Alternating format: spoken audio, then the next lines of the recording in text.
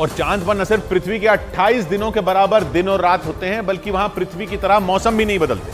हालांकि चंद्रमा पर पृथ्वी की तरह सूरज की रोशनी पहुंचती है।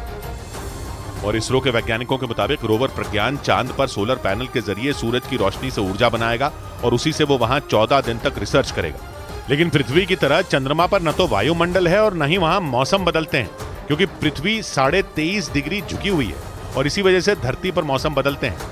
लेकिन चंद्रमा के साथ ऐसा नहीं है, क्योंकि चंद्रमा अपनी धुरी पर सिर्फ 1.5 डिग्री तक तिरछा है। इसी वजह से चांद पर पृथ्वी की तरह मौसम नहीं बदलते।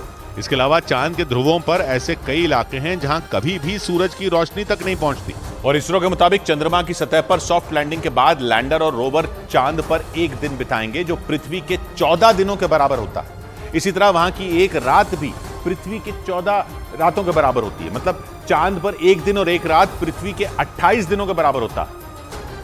और इसकी वजह चंद्रमा की घूमने की गति है। जैसे पृथ्वी अपनी धुरी पर घूमती है, जिससे धरती पर दिन और रात होते हैं, वैसे ही चंद्रमा भी अपनी धुरी पर घूमता है।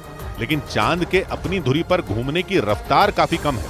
उसे एक चक्कर पूरा करने में पृथ्वी के 27 दिन 7 घंटे 43 मिनट और 11.5 सेकंड, मतलब करीब 28 दिन का वक्त लगता है। इन 28 दिनों में आधा वक्त ऐसा होता है जब चंद्रमा का आधा हिस्सा सूर्य के सामने होता है और आधे हिस्से में सूर्य की रोशनी नहीं होती। जहां सूर्य की रोशनी नहीं पहुंचती वहां रात होती है, जो पृथ्वी के 14 दिनों के बराबर होती है। और इसी तरह जहां सूर्य की रोशनी पहुंचती है वहां दिन होता है, और वो भी पृथ्वी के 14 दिनों तक चलता है। इसी वजह से चंद्रमा पर एक चंद्र दिवस पृथ्वी के 28 दिनों के बराबर होता है। और लैंडर विक्रम के चांद पर मौजूद सबसे मुश्किल जगह दक्षिणी ध्रुव पर सॉफ्ट लैंडिंग करने के बाद इसरो के वैज्ञानिक आने वाले कई दिनों के लिए व्यस्त हो जाएंगे। मतलब आने वाले दिन इसरो के वैज्ञानिकों के लिए चुनौतियों से भरे रहेंगे। हालांकि इस वक्त इसरो के सामने सबसे बड़ी चुनौती चांद के दक्षिणी ध्रुव पर लैंडर विक्रम की सॉफ्ट लैंडिंग है। लैंडिंग के बाद लैंडर से रोवर प्रज्ञान बाहर आएगा और वो वहां पानी की तलाश के साथ दुर्लभ खनिजों की खोज में भी जुट जाएगा।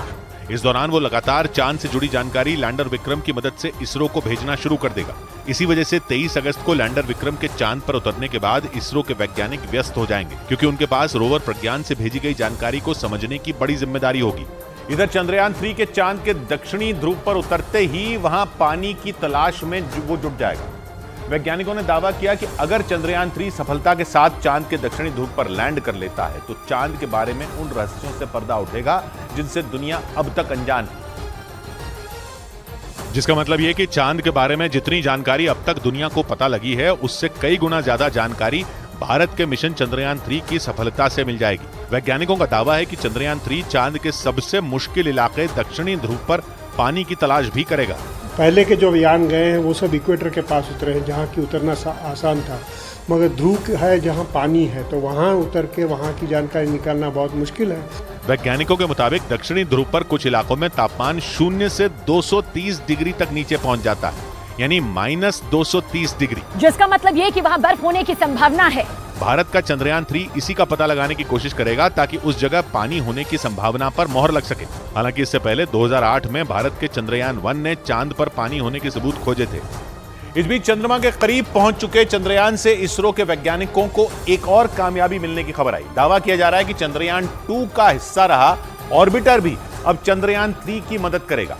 एक दिन पहले ही ऑर्बिटर से चंद्रयान 3 की मुलाकात हुई और ऑर्बिटर ने चंद्रयान 3 का स्वागत किया था।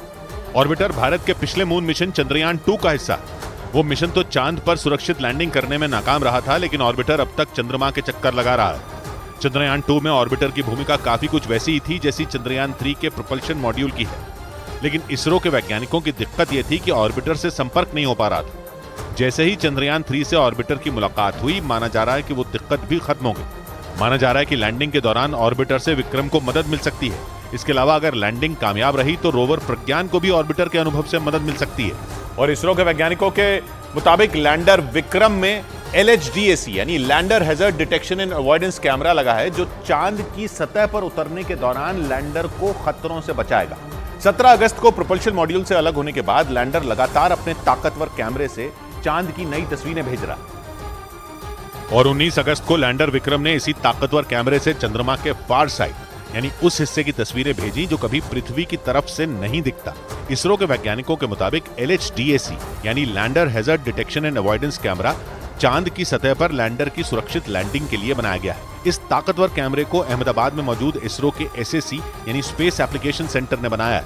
लैंडर विक्रम को चांद पर किस जगह उतरना है, लैंडिंग के दौरान उसकी टक्कर किसी बड़े पत्थर से ना हो और वो किसी गड्ढे में ना गिरे, ये सब तय करने की जिम्मेदारी इसी कैमरे पर है। मतलब ये कैमरा लैंडर को उतरने के समय चांद की सतह पर मौजूद खतरों से बचाने के साथ उसकी सुरक्षित लैंडिंग को भी पुख्ता करेगा। उधर इसरो ने जानकारी दी कि चंद्रयान 3 को सफल बनाने के लिए अमेरिकी स्पेस एजेंसी नासा और यूरोपियन स्पेस एजेंसी भी मदद कर रही हैं। ऐसा इसलिए क्योंकि भारत के मिशन पर दुनिया भर की नजरें टिकी हैं।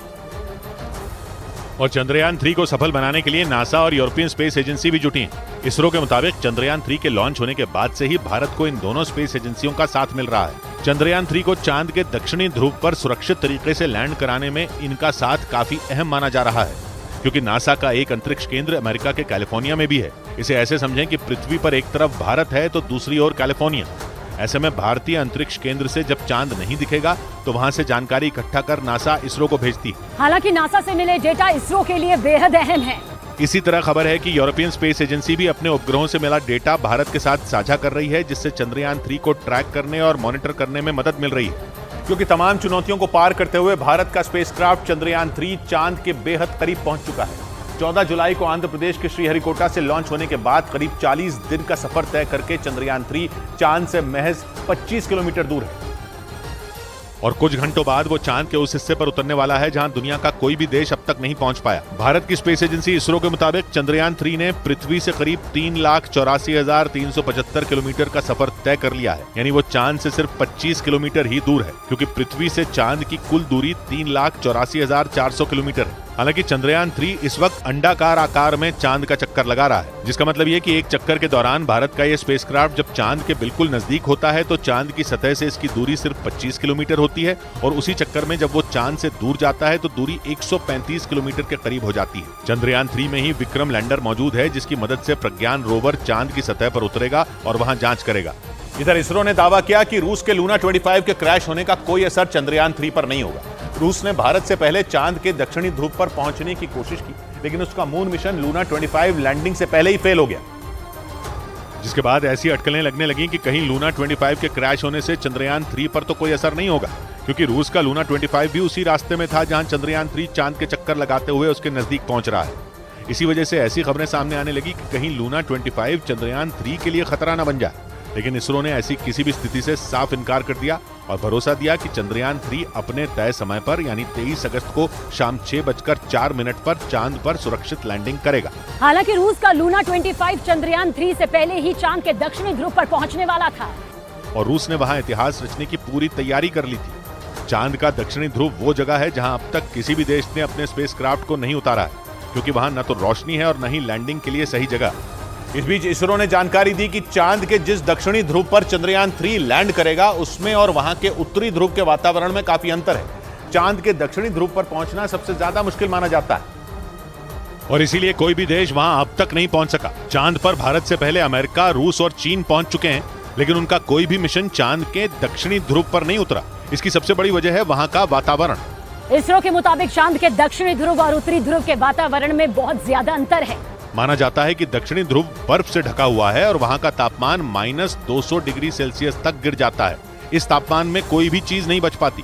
इसके अलावा अमेरिकी स्पेस एजेंसी नासा वहां बड़े बड़े गड्ढे होने का भी दावा कर चुकी है, जहां कभी भी सूरज की रोशनी नहीं पहुंचती, जबकि उत्तरी ध्रुव पर इतनी ठंड नहीं होती।